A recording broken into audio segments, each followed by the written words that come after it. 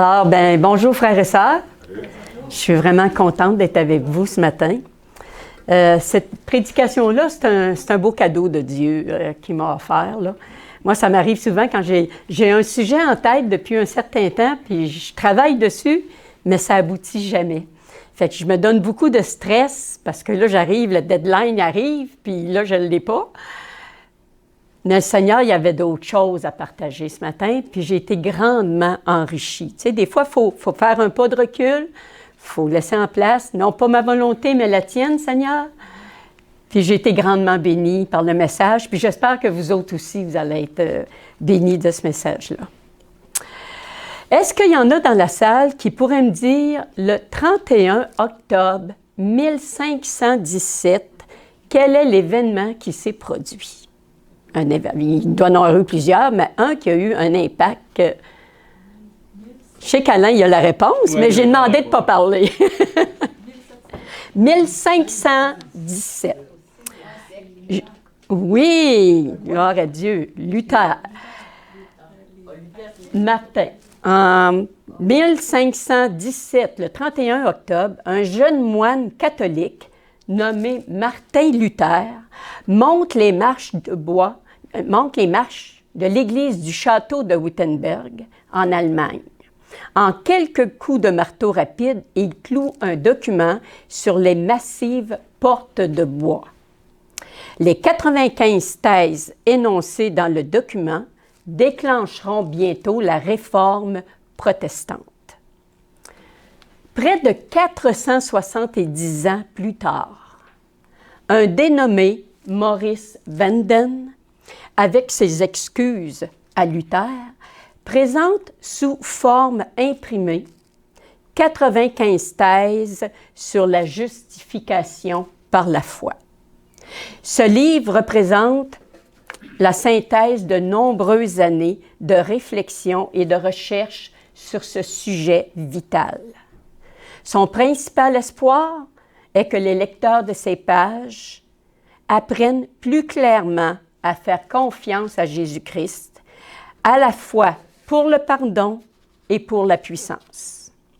C'est âgé d'une trentaine d'années que M. Vanden remet en question sa foi. Il connaît des choses, beaucoup de choses à propos de Jésus, mais il ne le connaît pas en tant qu'ami. C'est en lisant le livre Vers Jésus, écrit par Ellen G. White, que Maurice Vanden a commencé à rétablir sa connexion avec le Seigneur. On dit de lui qu'il croyait que le message adventiste pouvait très bien être résumé en peu de mots. Jésus, Jésus seul. Acte 4:12. On l'a lu tantôt, mais pour le bénéfice de ceux qui sont à l'écran, je voulais le relire. « Il n'y a de salut en aucun autre, car il n'y a sous le ciel aucun autre nom qui ait été donné parmi les hommes par lequel nous devions être sauvés. » Vous n'obtenez pas la justification en cherchant la justification. La justification s'obtient en recherchant Jésus-Christ. Ça fait plusieurs années que j'entends parler de la justification par la foi. On a plusieurs livres chez nous qui parlent du sujet. Des grands livres écrits par John Waggoner, d'autres.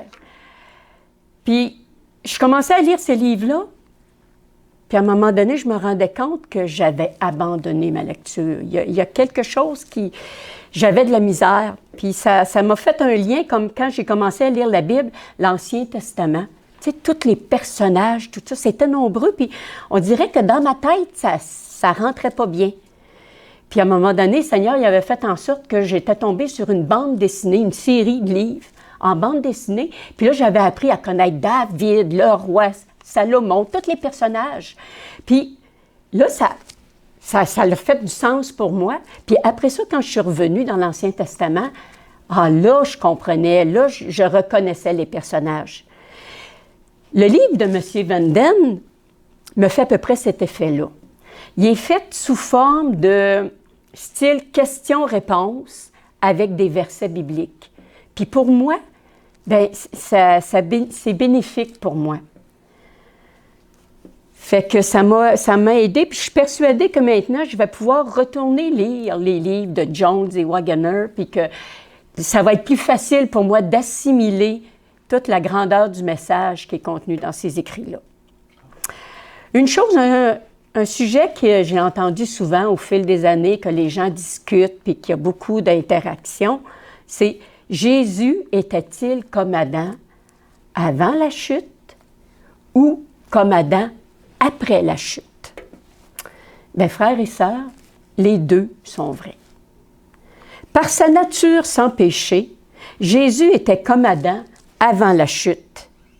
Il n'est pas né séparé de Dieu. En ce qui concerne ses forces physiques et mentales et sa force de caractère, Jésus était comme Adam après la chute. Au commencement, pouvons-nous lire dans Jean 1 au verset 1 et 2 et le verset 14, « Au commencement était la parole, et la parole était avec Dieu, et la parole était Dieu. Elle était au commencement avec Dieu, et la parole a été faite chair. Elle a habité parmi nous, pleine de grâce et de vérité. Et nous avons contemplé sa gloire, une gloire comme la gloire du Fils unique, venu du Père. » Jésus était comme Adam avant la chute. Jésus n'est pas né séparé de Dieu. Avant la chute, Adam n'était pas souillé par le péché. Il était en communion avec le Père. Le Père venait le voir le matin et le soir. Il y avait une relation intime entre Adam et son Créateur. Puis cette relation-là, on l'a perdue avec le péché. Mais quand Jésus est né, lui, il y avait toujours cette communication-là. Dans Luc 1,35, il nous est dit, « L'ange lui répondit, « Le Saint-Esprit viendra sur toi et la puissance du Très-Haut te couvrira de son ombre. C'est pourquoi le Saint-Enfant qui naîtra de toi sera appelé Fils de Dieu. » Pourquoi ici on dit « Saint-Enfant » ? Est-ce que j'ai bien? Oui. Pourquoi dit-on « Saint-Enfant » ? Pourquoi pas simplement dire « L'enfant qui naîtra de toi sera appelé Fils de Dieu » ? Non, ici on l'appelle le Saint-Enfant. On peut lire aussi dans Apocalypse 8, au verset 4, « La fumée des parfums monta de la main de l'ange devant Dieu avec les prières des saints. » Les saints. Qui sont-ils? Paul nous éclaire dans son premier épître aux Corinthiens, au chapitre 1, le verset 2. À l'Église de Dieu qui est à Corinthe, à ceux qui ont été conduits à la sainteté par Jésus-Christ, appelés à être saints. Les saints sont les vivants qui forment l'Église de Dieu, qui marchent dans la sainteté, dans la présence du Père, en son Fils Jésus-Christ. Ils sont en paix avec Dieu. Ils ne sont plus séparés du divin. Ils ont accepté l'alliance. Jésus était comme Adam avant la chute, né d'une femme. Il n'est pas né séparé de Dieu. Bien qu'il soit homme, il est toujours demeuré le Fils unique engendré de Dieu. Jésus était comme Adam après la chute, en ce qui concerne ses forces physiques et mentales et sa force de caractère. Dans ce sens, il avait une nature pécheresse. Dans Hébreux 2 au verset 14, « Puisque ses enfants », la version second 21, « Puisque ses enfants ont en commun la condition humaine, lui-même l'a aussi partagée de façon similaire. Ainsi, par sa mort, il a rendu impuissant celui qui exerçait le pouvoir de la mort, c'est-à-dire le diable. » On va regarder ensemble en détail quelques aspects de la vie de Jésus, dont je veux parler avec vous ici ce matin. Ça va être la nature spirituelle, sa force physique, sa puissance mentale et la force de caractère. Dans sa nature spirituelle, Jésus était comme Adam avant la chute. Christ est appelé le second Adam. Uni à Dieu en pureté et en sainteté, bien-aimé de Dieu. Matthieu 3, verset 17. Au même instant, une voix fit entendre du ciel ces paroles. Celui-ci est mon Fils bien-aimé, qui a toute mon approbation. D'autres versions vont nous dire qui a toute mon affection. Certaines versions nous disent écoutez-le. Celui-ci est mon Fils bien-aimé, qui a toute mon approbation. Jésus a commencé là même où le premier Adam avait commencé. Il a de son plein gré parcouru le terrain où Adam était tombé. Et il a réparé l'échec de ce dernier. Christ était totalement humain, mais sans péché. Il est le seul être vivant depuis Adam qui puisse affirmer cela. À la fin de son ministère, entouré de ses disciples, il leur dit « Je ne parlerai plus beaucoup avec vous, car le prince du monde vient, et il n'a rien en moi. » Jean 14, verset 30. Pendant tout son séjour sur terre, Jésus est demeuré en relation avec son Père. Il est demeuré dans sa lumière. Le malin n'a eu aucune prise sur lui. Satan a été incapable d'apposer son empreinte sur la personne de Jésus. À première vue, on peut voir là une contradiction, car Jésus prit sur lui notre culpabilité, notre péché et même notre nature pécheresse. Bien qu'il ait porté notre culpabilité, il n'est pas devenu coupable. Sinon, il aurait eu besoin d'un sauveur. Le fait qu'il ait revêtu notre nature pécheresse n'a pas rendu pécheresse sa propre nature. Il a pris notre culpabilité et notre péché pour se substituer à nous. Nous savons que Jésus est né alors qu'Adam fut créé. Et bien qu'il soit né d'une femme, il n'est pas né de la même manière que nous. Dans Ésaïe 7, verset 14, « Voilà pourquoi c'est le Seigneur lui-même qui vous donnera un signe. La Vierge sera enceinte. Elle mettra au monde un fils et l'appellera Emmanuel. »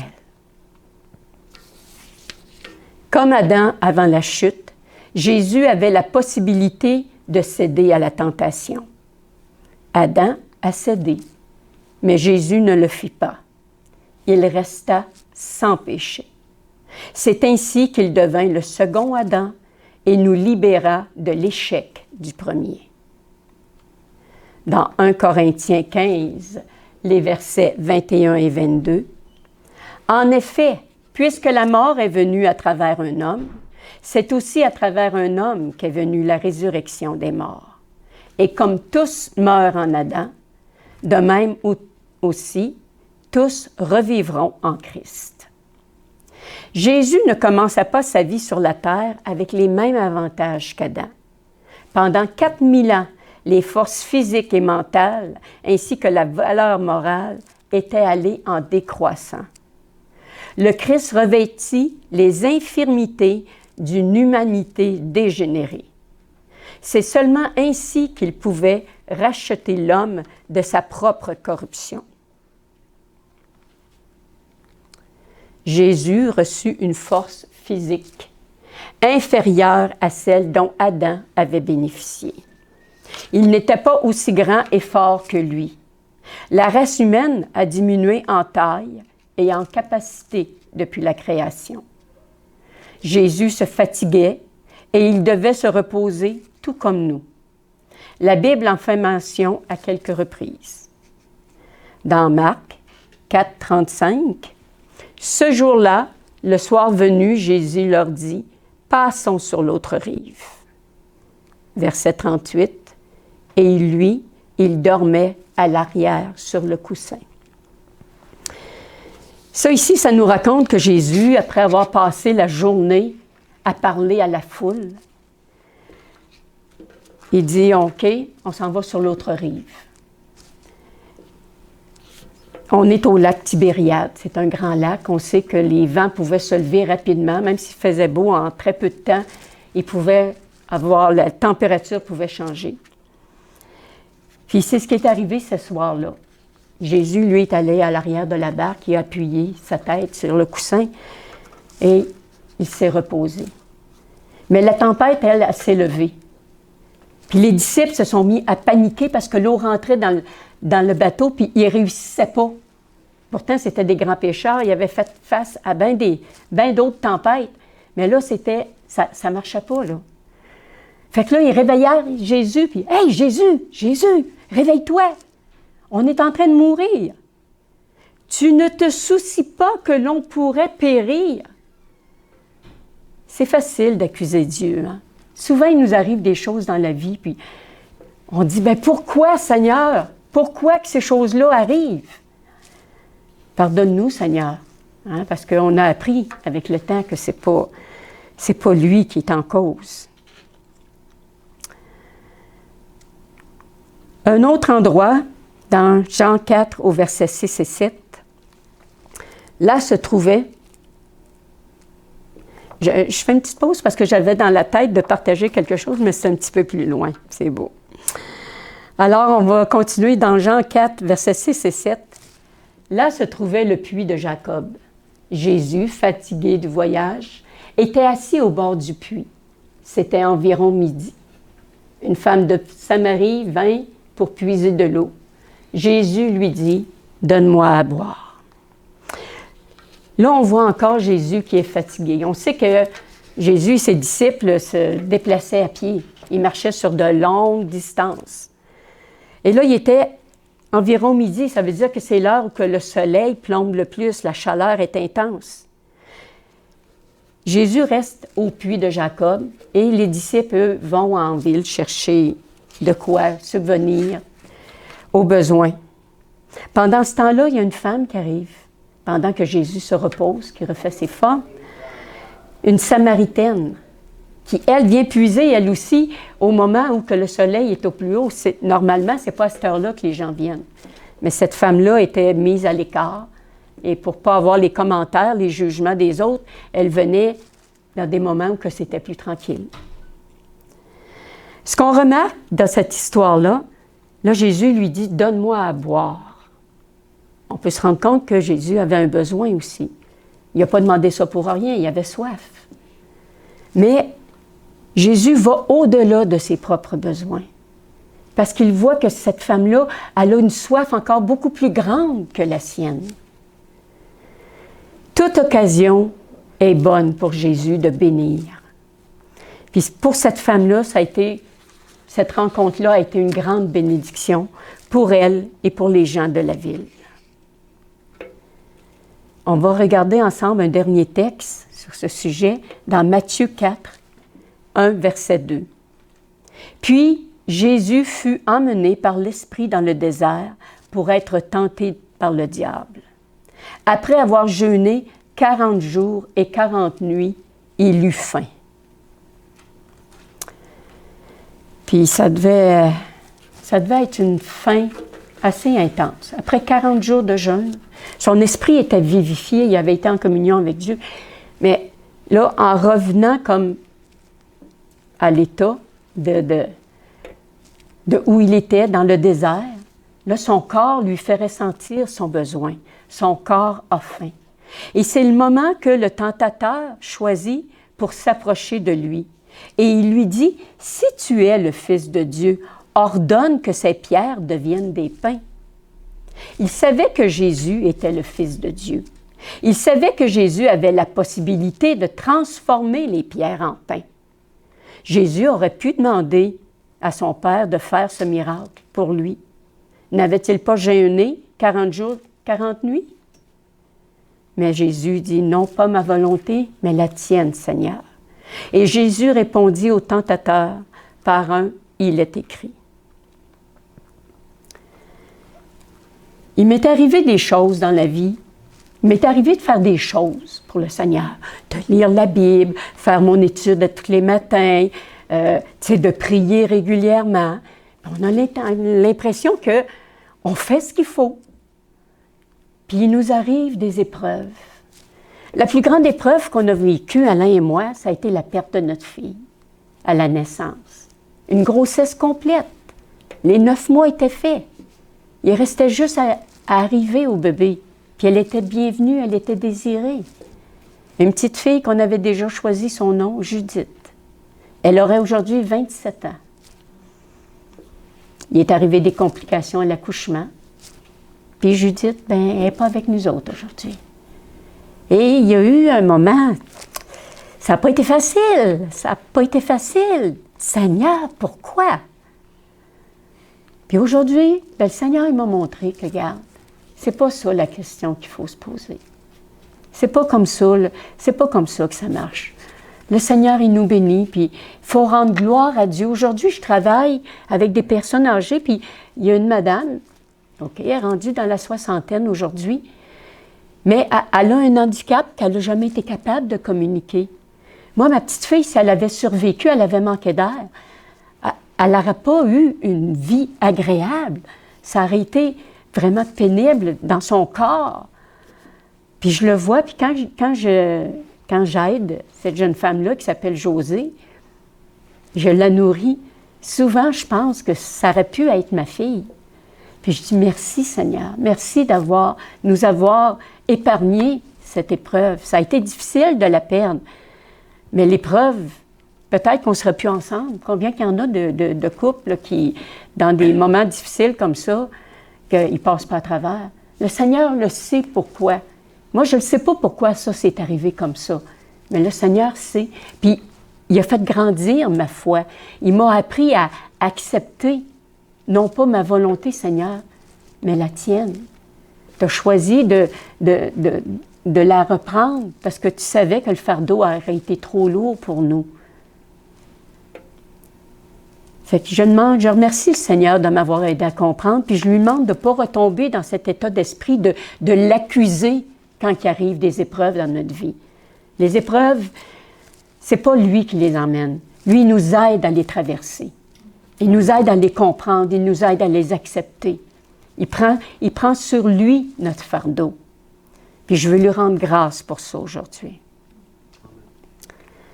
En tant qu'homme, Christ n'était pas aussi intelligent qu'Adam, en tant qu'homme. Nous savons qu'Adam a été créé avec la capacité de nommer tous les animaux de la terre. Dans Genèse 2, 19, l'Éternel Dieu façonna à partir de la terre tous les animaux sauvages et tous les oiseaux du ciel. Puis il les fit venir vers l'homme pour voir comment il les appellerait. Il voulait que tout être vivant porte le nom de l'homme que l'homme lui donnerait. Puis quand j'ai relu ce passage-là, peut-être que pour vous autres c'est clair, mais moi j'ai dit, les animaux ont été faits à partir de la terre, exactement comme l'homme. Tu sais, parce que, moi, dans ma tête, le Dieu a tout créé à partir de rien. Puis là, j'avais comme oublié ça, ce détail-là. Puis quand je l'ai relu, j'ai dit, waouh! Merci Seigneur. Des fois, il nous ramène des petites lumières, des choses qu'on a mis en oubli. Mais le point que je voulais emmener, c'était que Adam avait l'intelligence, la capacité de nommer tous les animaux, puis de s'en souvenir. Il se souvenait quel nom qu'il avait donné, là. Nos capacités intellectuelles, nous, ont été infectées par le virus du péché. Jésus est venu dans un corps tel que le nôtre, avec des limitations qu'Adam ne subissait pas au moment de sa création.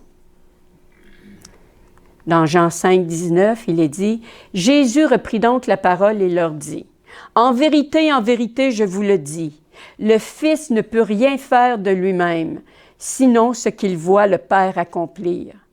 Tout ce que le Père fait, le Fils le fait aussi pareillement. » La sagesse de Christ, constatée dans son ministère, venait d'en haut, non de son être intérieur.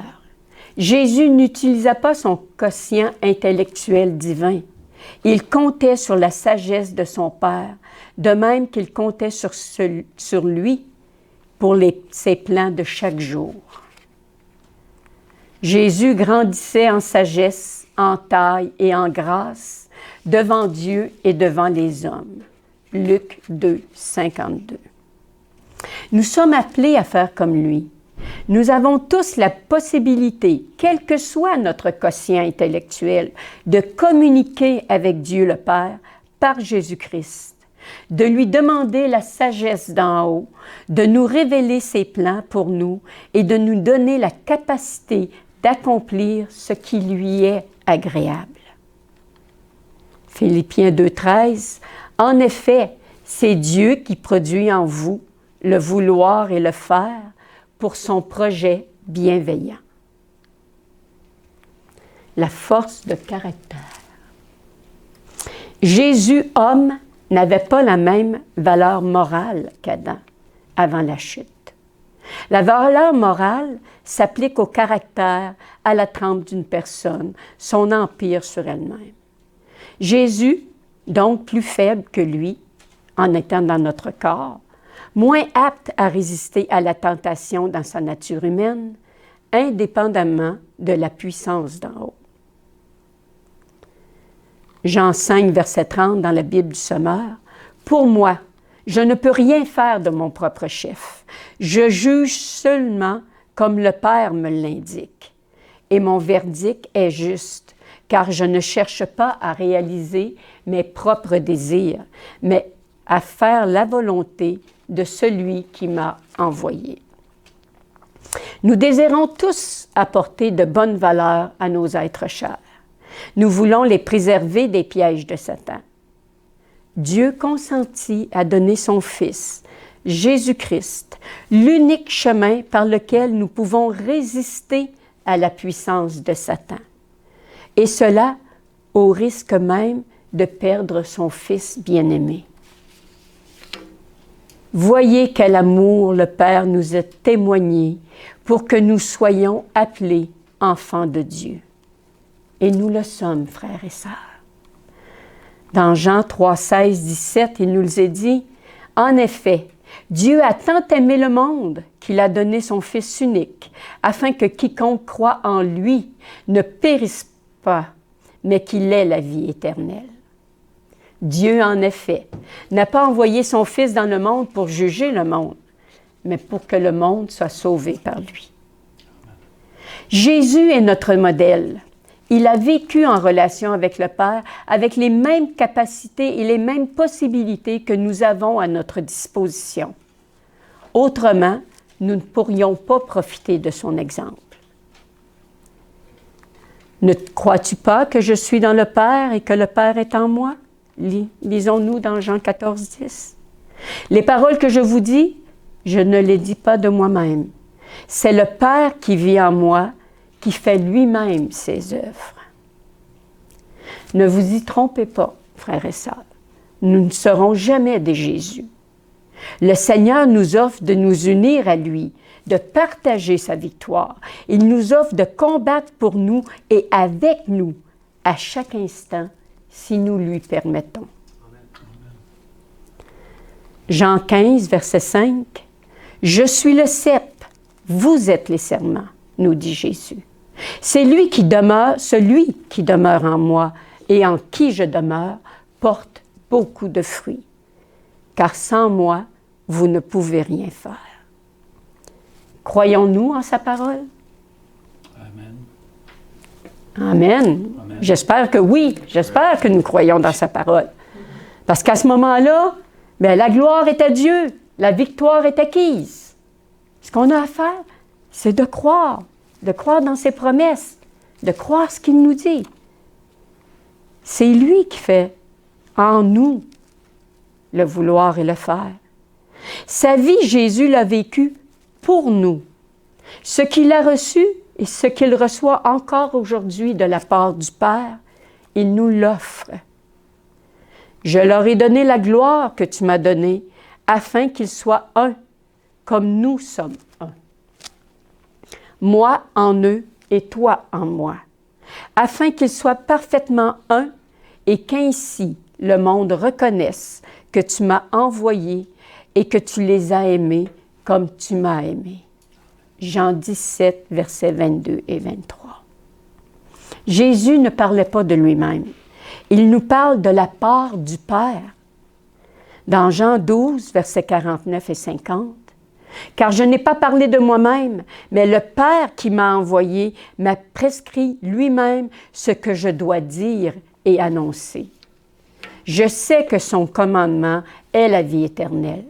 C'est pourquoi les choses que je dis, je les dis comme le Père me les a dites. » Dieu a de grands projets pour nous, des choses que l'œil n'a pas vues, que l'oreille n'a pas entendues, qui n'est pas encore montées au cœur de l'homme.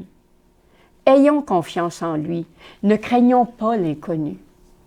En fin de semaine prochaine, on va avoir un camp où Dieu va nous révéler des grandes choses, des choses qui sont en marche, des choses qui se produisent. Il va nous préparer à ce qui s'en vient. Mais il nous dit, ne craignez point, parce que lui va être avec nous. Amen. Il nous est dit dans Matthieu 10 au verset 20, « Car ce n'est pas vous qui parlerez, c'est l'Esprit de votre Père qui parlera en vous. » Lorsque nous avons à prendre la parole, frères et sœurs, lorsque nous aurons à débattre de la foi, de qui est Dieu, de ce que Dieu demande, puis qui s'attend de nous, bien, c'est l'Esprit du Père qui va parler à travers nous.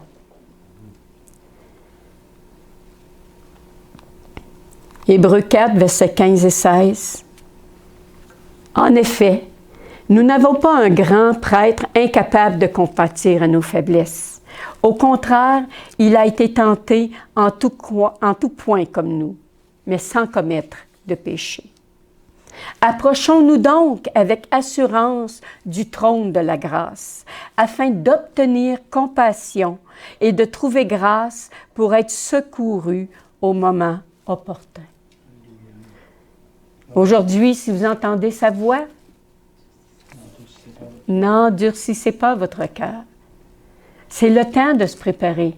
C'est le temps là, de venir à Dieu et dire, « Seigneur, explique-moi, ouvre, lève le voile, aide-moi à voir, aide-moi à te voir, à te comprendre, à t'aimer, comme tu mérites d'être aimé. » Dieu mérite la gloire. Mais nous n'avons pas à nous donner du mal pour ressentir suffisamment d'amour envers Dieu afin d'arriver à renoncer de bon gré à nos instincts naturels pour lui être agréable. Parce que là, ça serait nos propres œuvres. C'est pas ça que Dieu nous demande. Dieu nous demande, approche-toi de moi. Laisse-moi t'aimer. Apprends à me connaître. Viens, on va marcher ensemble, comme il a fait avec Enoch. C'est ça que Dieu demande, qu'on soit disponible, qu'on soit disposé à l'écouter, puis à croire dans ses promesses, puis à croire que lui a la capacité de faire en nous les projets qu'il a. Et si on fait ça, frères et sœurs, c'est merveilleux. C'est merveilleux.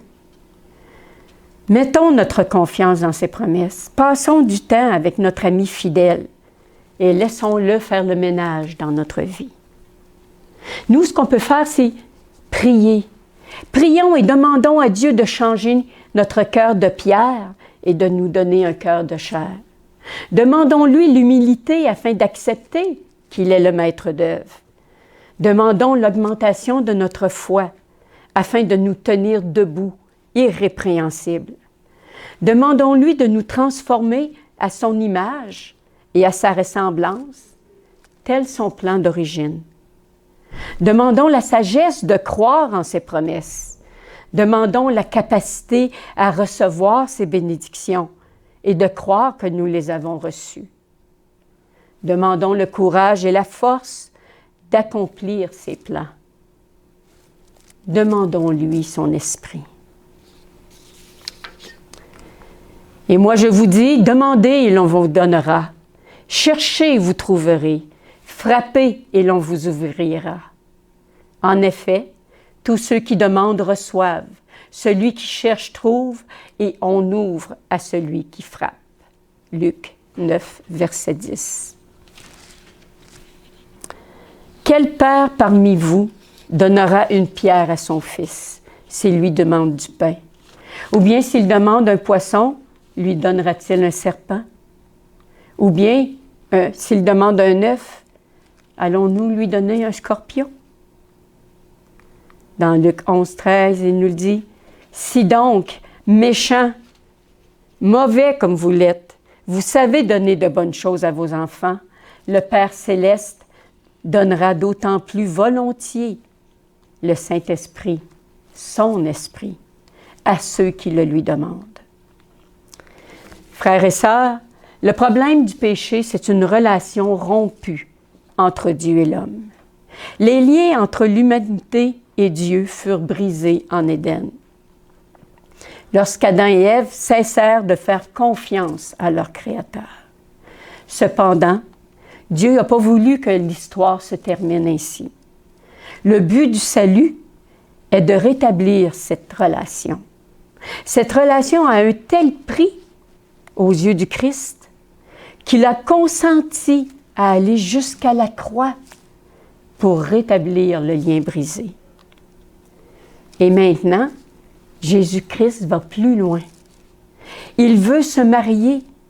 Il veut s'unir à nous, son peuple, pour toujours. Il veut une épouse, une compagne, une église. Il veut que nous devenions tous une seule chair avec lui. Jean 17, les versets 20 et 21. « Je ne prie pas pour eux seulement, mais encore pour ceux qui croiront en moi à travers leur parole, afin que tous soient un, comme toi, Père, tu es en moi, et comme je suis en toi, afin qu'eux aussi soient un en nous, pour que le monde croie que tu m'as envoyé. » Pourquoi cela? Pour que nous soyons un témoignage. Adam a brisé l'union de l'humanité avec Dieu, son Créateur. Jésus, le second Adam, est venu rétablir cette union. Il veut maintenant rendre officielle cette alliance. Il veut mettre un sceau sur notre cœur. Apocalypse 19, les versets 6 à 9. Et j'entendis comme la voix d'une foule immense. Elle ressemblait au bruit de grosses eaux, au grandement de forts coups de tonnerre. Elle disait « Alléluia! Car le Seigneur notre Dieu Tout-Puissant a établi son règne. Réjouissons-nous, soyons dans la joie, rendons-lui gloire, car voici le moment des noces de l'agneau, et son épouse s'est préparée. » Il lui a été donné de s'habiller de fin lin, d'un fin lin éclatant, pur. En effet, le fin lin, ce sont les œuvres justes des saints, les œuvres que Dieu a préparées pour chacun de nous. L'ange me dit alors, « Écris, heureux ceux qui sont invités au festin de noces de l'agneau. » Êtes-vous heureux, frères et sœurs? Ah, nous sommes invités au festin de noces de l'agneau. Puis il ajouta, « Ces paroles sont les véritables paroles de Dieu. N'ayons pas de doute sur les intentions du Seigneur. » Dans son livre, M. Venden nous partage une rencontre qu'il a faite avec son épouse dans un aéroport. Ils ont rencontré un homme qui venait de la Suède et qui se rendait à Séoul, en Corée, où l'attendait sa fiancée. Ils ne s'étaient jamais vus. Ils avaient beaucoup correspondu et ils avaient ainsi appris à se connaître, à s'apprécier à travers leurs échanges. Il était impatient de voir sa fiancée et d'unir sa vie à la sienne. Par la prière, l'étude approfondie de sa parole, nous sommes en correspondance avec Jésus. Nous apprenons à le connaître et à l'aimer. Toujours plus, toujours mieux. Nous savons que lui nous aime. D'ailleurs, c'est lui qui nous a aimés le premier. Dans Jean 15, verset 13, Il n'y a pas de plus grand amour que de donner sa vie pour ses amis. Cette relation n'est pas simplement un moyen pour atteindre un but. C'est le but lui-même. Nous n'avons pas une relation avec Christ pour être sauvés. Nous sommes sauvés pour avoir une relation avec Christ.